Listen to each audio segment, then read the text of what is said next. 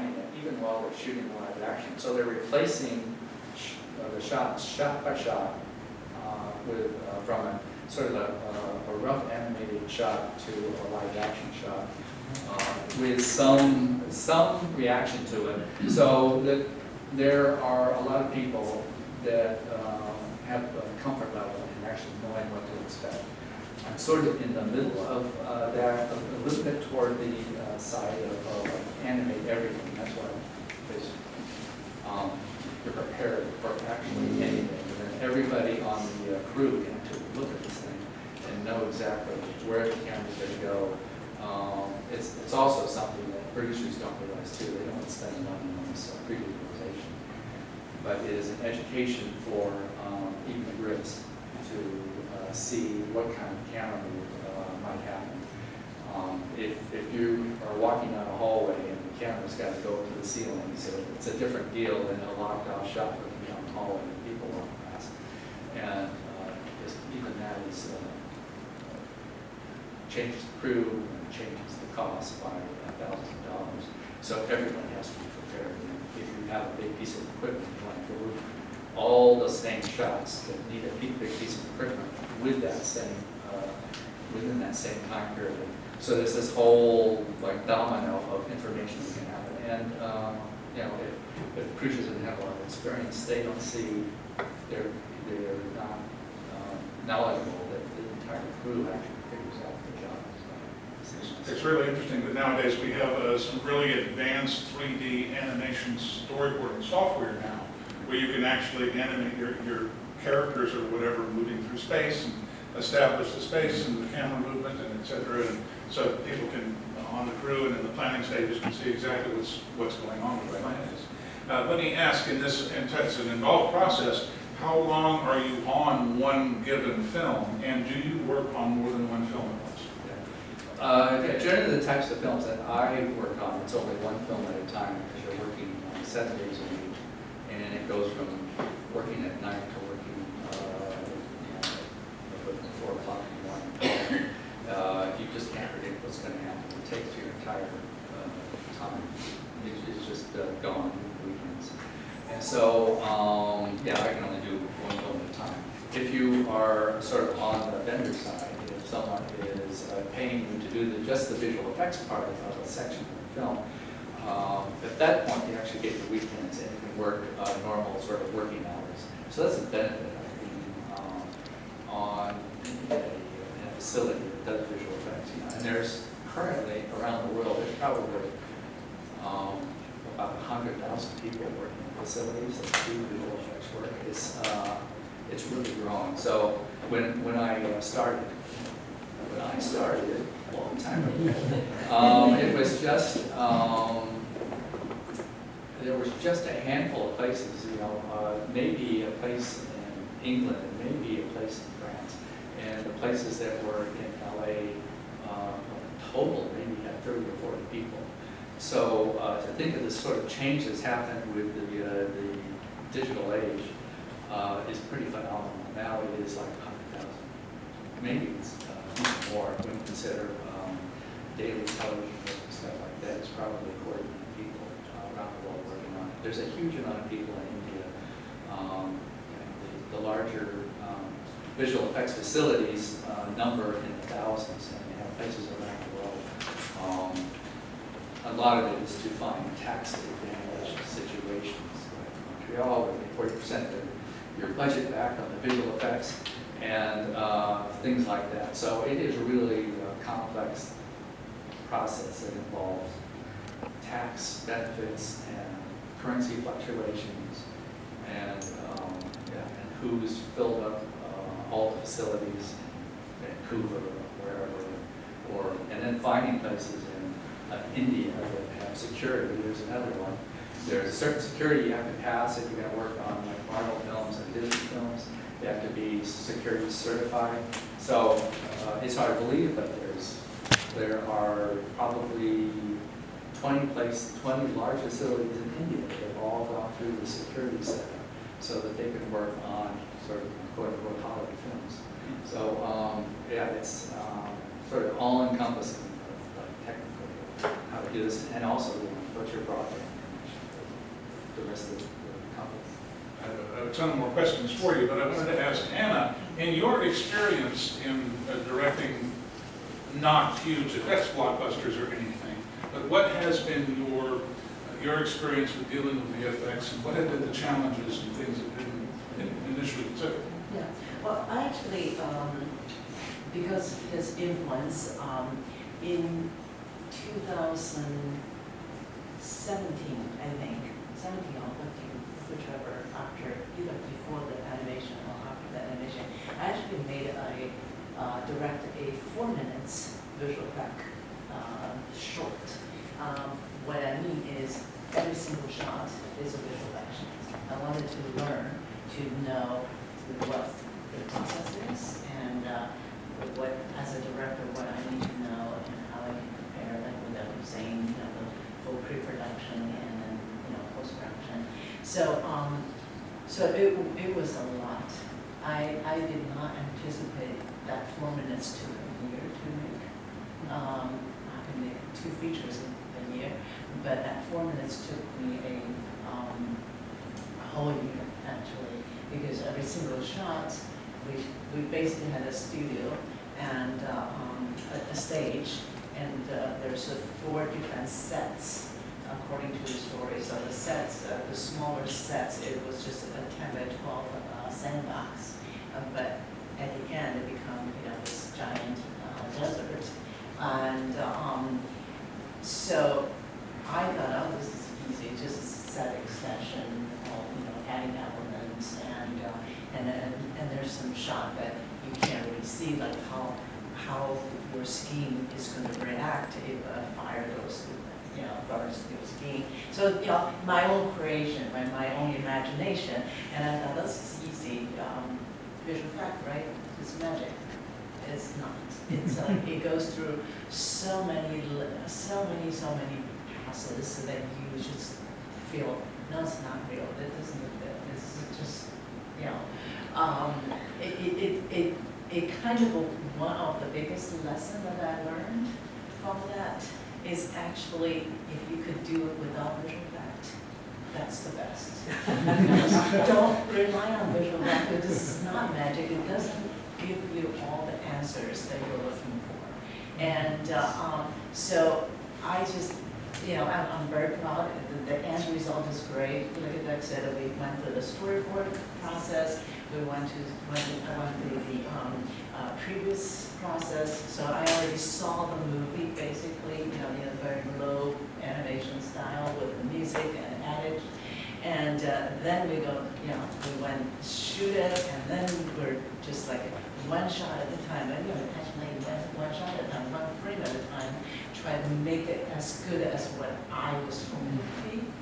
And so with the amount of time I spent and the amount of money I spent, I actually feel like I should have done it in real life action without worrying about visual effects. Probably have a better result. So anyway, it was really fun to know what the technology can help you, can achieve certain things that you just can't do it. Physically, it's just impossible. And then you do have a visual effect to rely on. But at the same time, visual effects is not going to tell the story for you. If you want your story to be told, and you want your character, and creating that connection between your movie and your audience, it really has to come from the story, not rely on visual effects. And I would agree with that. It's hard to talk a lot of directors out of the need to show something that nobody has seen before. And it doesn't matter if nobody's seen it before, does it add to the story? And does it actually help some sort of emotional connection? And usually it's the opposite. You get this whiz-bang image and you're no longer connected with the characters. So I totally agree. If you can do it for real, do it for real. Right, now there was, there was for a while, it was like, oh, whiz-bang effects were, a selling point on something. But after a while, effects got so good, for the most part, that people were just saying, poo-poo on effects, I want to know how good the story is. And, you know, because most everybody, at least of a certain echelon, can pull off good effects, but can you pull off a good story is a very important thing. Right. I wanted to ask you regarding crews and the like and setting up. Oh, by the way, I wanted to mention, of course, nowadays with the big, huge visual effects movies, you have so many visual effects houses working together at the same time.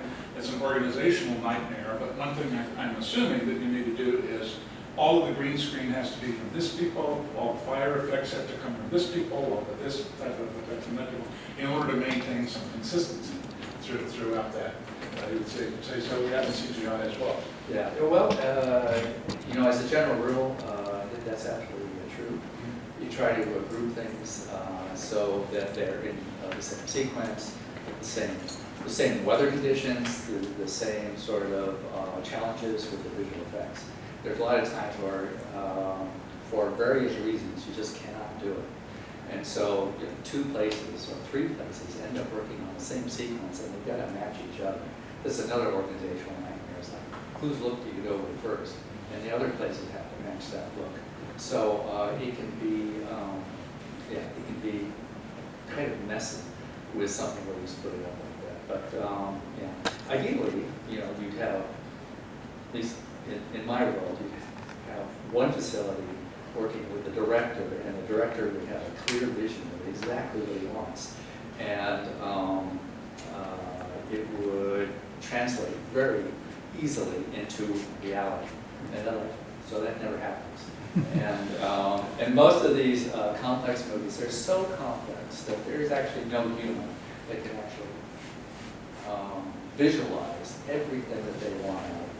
So it is really stressful on the director, because they're going to be asked everything, like what's the shape of the button on the shirt, because it's from the future, and what's the color of this button. And so at a certain point, the director has to be, you know, pretty smart, say, like, you take care of it. The idea is that this is like in the future, and it's like edgy in, you know, this sort of threatening way, and that, you know, like, show me 10 things like completed, and then I'll tell you what I like. And so the directors that get to that point, they're like pretty demanding. And they just wait for people to bring them ideas, and then they pick out the ideas that they like. It takes a long time. Yeah, I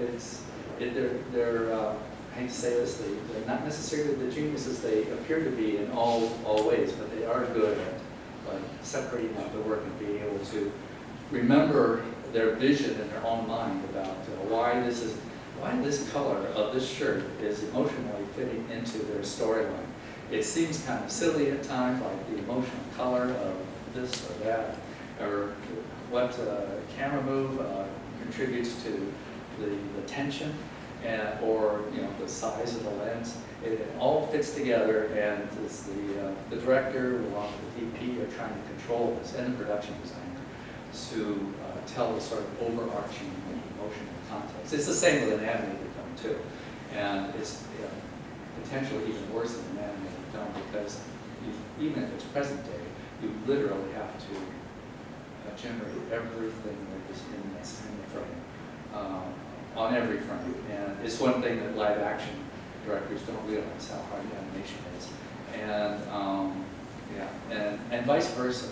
Animation directors don't realize how much pressure is on a live action director, because it is real time for the live action director.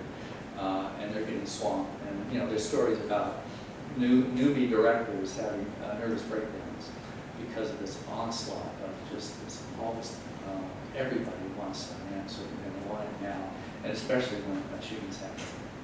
Now, with complex effects, you generally will have some sort of on-set supervisor making sure that they do everything the right way, unless this is a very, very simple thing. What are some common mistakes that you see made by crews that you have to deal with? Oh my goodness, they shot this wrong. Mistakes. Well, did they light a green screen wrong? Well, did they not get a plate or something? You know? Yeah. Well, I spent a lot of time on set, so I don't trust live action crew to do anything. So, and what happens? Even if everybody is first, and the whole thing was set up properly. Double and, guard you know, we've been there the entire time. It never turns out like it does on the storyboard. So there is always something that is unknown, even with a person sitting in front of a blue screen or a green screen. There is something weird about their hair. There is some sort of weird reflection on their skin that like you just can't account for. So you're always adjusting stuff constantly. The times that I have walked away from the set and the crew has done something that's visual effects that you know, I thought would be there, it was totally messed up. Had to be reshot?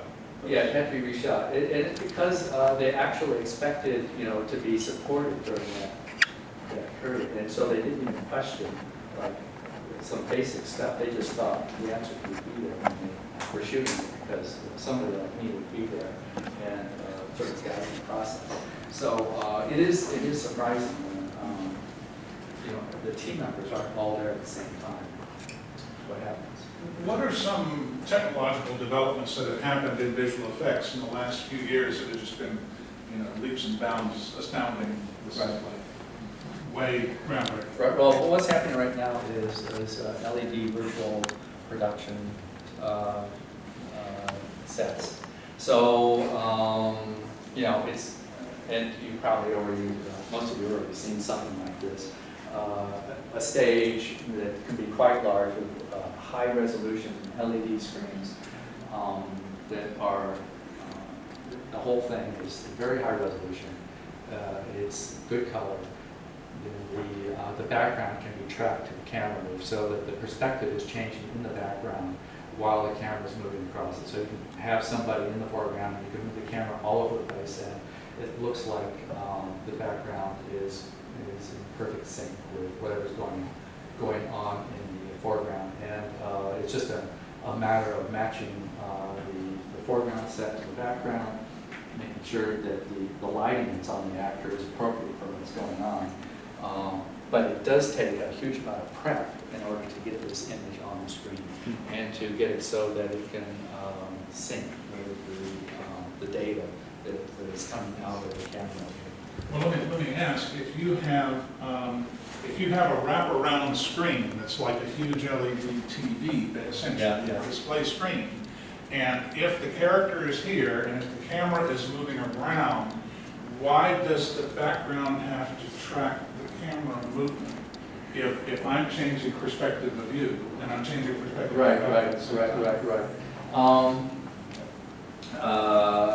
Well, what you're talking about is sort of a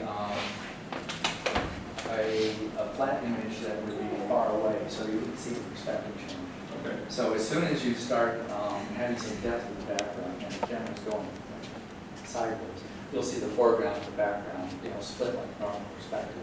Right. And you could have the background could be a series of hallways or like even a library, and you could be tracking sideways. And this background, the CG background, you'd be going by bookshelves while you're tracking the foreground person. Okay, so not only is the camera moving, but the background is moving as well. Yeah, it's being generated live in high resolution, and it's tracking the camera motion.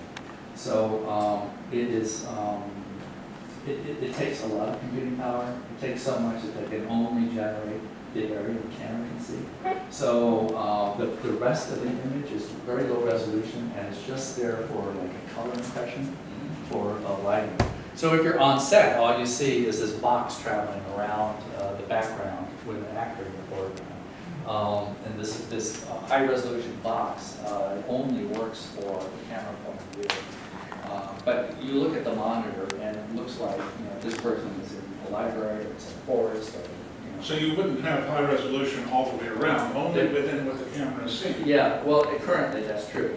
There is a version, it's like too technical, where you can generate a high resolution version of the entire background. It takes a lot of power. Right. And you can do something that's very similar to that and just use it as a running background to what you're speaking to.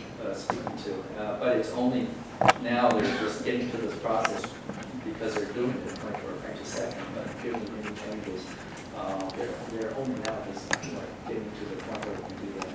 Now this background, does it then have to be computer generated as opposed to photograph? Yeah, the way I'm talking about it would have to be to break it up into perspective images. If it is, it could be a photograph, which would, it's still a lot of resolution for this size of an image. But then you would do it, you would treat it like an image that's just being projected back there. So, so more distant backgrounds, you could do that. Probably, for the most part, dry backgrounds. And if you're isolated, if the midground, you can't see the midground, you can only see the far background, it would work under those conditions. So it can be used just like that too. If it's a moving image, does it have to sync with the shutter of the Oh, camera? yeah. as well? There's a big sync problem, there's a color issue, there's lots of things. Okay, great. And of course, for those of you who've seen The Mandalorian, I know it was very extensively about Mandalorian, that whole thing where they got that large vistas. Yeah, once you get sensitive to it, you can see that the character is only walking at tops 20 feet in any particular shot. They're really clever with how they do this. You know, the character could be running toward camera. He is running over the same bit of ground multiple times, and they just keep changing the background. It's really well done. It doesn't really matter how it's done, because it does fit the story. It's very cleverly being used. And what other technologies are impressive that come along? One thing that I've always been impressed by is with the recent run of the Planet of the Apes movies, where they had characters on set wearing motion capture, but there's no green screen. Right. They are there with the actors. Right. And it's very interesting because, you know, you used to have to use the blue screen or the green screen to isolate the outline of the person such that you would know where to cut it, you know, and get rid of the background. But apparently now it can sense that. And then, of course, they have tracking points all over them for, you know, their movement and facial expressions. Right. Right, and the latest Avatar that way too. And Avatar, Yeah, of course. it's high resolution cameras on actors' face. Now, the most recent Avatar, were they doing mostly green screen, or were actually shooting in the environment as well? They used everything, but for the most part, they were doing this performance capture stuff. Performance capture underwater, just a lot of versions. That is so hard and complicated work that it is. Even people that are watching it don't appreciate how much work is going into this. They're staging multiple performances of what these actors are on a shot-by-shot basis, and developing the look, and then actually replacing characters and doing it again, and replacing characters and doing it again. It is technologically amazing, and but it's why the film is like 2 years behind schedule. Well, certainly, James Cameron is obsessed with getting these images that people have not seen before. Yeah. And, so it's quite a thing. It's great to have a director who's into the technology of it as well. Now, here's a fun question for you. In fact, for both of you. What films have you seen in the last couple of years where you saw it and said, wow, that is some really good work on the effects? I mean, obviously, so many people are competent, but what have you been most impressed by? Anything. But it has to be visual effects. Or anything. Well, anything that's technologically, you know, something to do with effects. Even if it's a merging of animation and live action, or anything at all that's saying, wow, this is really helpful. Anything come to mind? I enjoyed the last Batman. Or actually, you know, for fun, I actually enjoyed the Bullet Train. Bullet Train. Yeah, and that was really fun to watch. And the story is just ridiculous, but the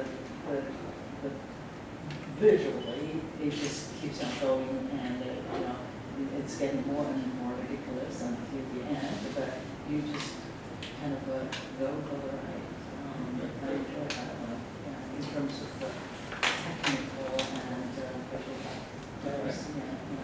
Douglas, do you have some views? Go back to these long-form TV shows.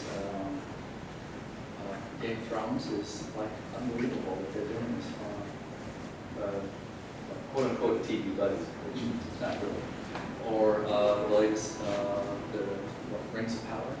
And it is like stunning what this movie shows. One thing that I've really been impressed with quite often is when they have a handheld camera or a point of view, and you've got CGI people here. I mean, you know, it used to be, of course, you had to have a locked-off camera, or you really had to track quite a bit. But now it's like, you know, all over the place. And you've got these live-action people interacting with CGI creations and with this handheld camera. Yeah. So the tracking has gotten really great. Yeah, the tracking's great. They're doing thousands of people's great. I remember with Lord of the Rings, they had these massive tens of thousands of people attacking, and it was like visually like, that is incredible. You know, how did they do that? And now you put in, you know, giant crowds, and it's like, it's a giant crowd. I don't really care. They just did visual effects on that. So they've gone to the well so many times, or used this idea so many times, it's kind of boring now. So that's the problem with visual effects, that there's just, you lose the impact after a while. If it's not tied into the story and the emotion, it's just empty. Right. That's Also, one. I Yes, just go ahead. agree, the Woman King is not bad. The which one? The Woman King. Oh, the Woman King, yes. So I just saw Yeah. that recently, and that was well done too. Yeah, good story and a good use of the technology to support story. I'll ask one more question, and then I'm going to throw it out to you folks for any questions you could have about it. Can you tell us a little bit about the personnel organization? Who is there to keep everything straight? Particularly if you're dealing with a number of effects houses and you've got a director here, and who are the go-between people? Well, I'm pretty helpless by myself. So I work with a producer that, producers are usually all type A personalities, like to control everything. And This is a movie producer, not a VFX producer. well, it is actually the VFX producer. Okay. Then in this case, I'm talking about the VFX producer. Okay. Well, I would be working with. And they help control like my time and my interaction time with people. And then each of these facilities, they have a supervisor and a producing team also. And so the producers talk to each other about all the shots that need to be done, and they set up their schedules. They set up the viewing times. They set up right now the Zoom calls and all that stuff. And so the producer that I'm working with is working with our crews, setting stuff up, and there's coordinators, visual effects coordinators. They set up time with the director, they set up time with the editor, they set up time with potential department heads, and then on the other side, they're setting up time with the facility people. You know, in prep, you're going over storyboards and sequences, and when it's actually shot production, you're looking at shots, you're talking about things that aren't working and are possibly working great. And you're also talking about planning how to I'm asking actually the vendors sometimes for advice on if you got these elements with your system, how would you shoot these things to make them work good for you? And sometimes that also includes bringing the vendor supervisor to the location during that. And that has a bunch of benefits. It has a benefit for the person coming to set, because to actually get out of the facility and get onto the live action set is an experience that a lot of people actually need if they're going to keep advancing in their career. Another thing that happens is that it's good for me is that person is now responsible for whatever they shot, and the facility actually has to stand behind whatever they got shot, and there's no finger pointing about you guys didn't shoot it right because your guy was there. It sounds kind of wimpy, but that's There's a lot of finger pointing. there can be a lot of finger pointing, because actually not only does your plan when you actually get to the set actually need to be adjusted, like not kidding, on every single shot, it doesn't go how you expected. When you get shot, it doesn't go as expected, and because of various things with the schedule. And that can be, it's just a little bit off too. It got totally screwed up. And then you're dealing with this over budget situation. And like, whose fault is it that it got totally screwed up? And it's usually a mess that the production got into because they fell behind schedule, and the planning wasn't there. They tried to cram it in at the last second. And then, but none of that matters because the shot has to look good in the end. So if you're looking at this shot 6 months, 9 months, 10 months later, and the director goes, that kind of looks crappy, you can't say, well, you know, we got screwed up when we shot it because you spent your whole morning on this other sequence, and there was no time left to do it right. You can't say that. You say, oh, man, that's too bad. Yeah, you got to keep doing it. That's how that works. Oh, I see. Now, one more really quick question before I throw it over to everybody. If we have somebody in the room, for example, who would be interested in getting into visual effects, either as in the visual effects artist type of area, dealing with the button pushing on the software, or from more of a coordination standpoint, what would be some good entryways for them to get into this field? Yeah, it is. There's a lot of schools right now where you can be involved in productions. So the first step would be to volunteer your time to help people. Actually, that's the second thing. The first thing is to make your own films, because you can do it all by yourself now. So you can make shots or whatever and just practice doing this, and, you know, making a series of shots and see what works and what doesn't work. And then the second thing is to be involved with a group of people that are making a story and see how you can help them make it. With a small group, you get to do like everything anyway, so you learn all sorts of production issues and shooting issues. That movie, Everything Everywhere All at Once. The two directors are two guys that were messing around doing visual effects in college, and they ended up directing, team directing, in their sort of style of like animated visual effects. And they are... They had about just 5, 6, 7 people doing effects. Yeah, they are doing a great job. And Great. I heard them speak about their movie. I love that film. They are really fun people. If you haven't seen it, Everything Everywhere All at Once, fascinating film. Right. And Anna's got done working with the crew from that too, because there's a TV show coming out that used all the stars from that. Yeah. Great work. So, yeah, so the TV show I just finished working on, it has a lot of visual effects as well. And it is, you know, the visual effect supervisor, she was anxious like that, saying, you know, you're on the end. You know, because technology in many ways right now is so readily available, and just play with it a little bit and see if you like it or not. And first of all, second of all, see if you could use that technology, make it a little short and make it a little, you know, even 30 seconds.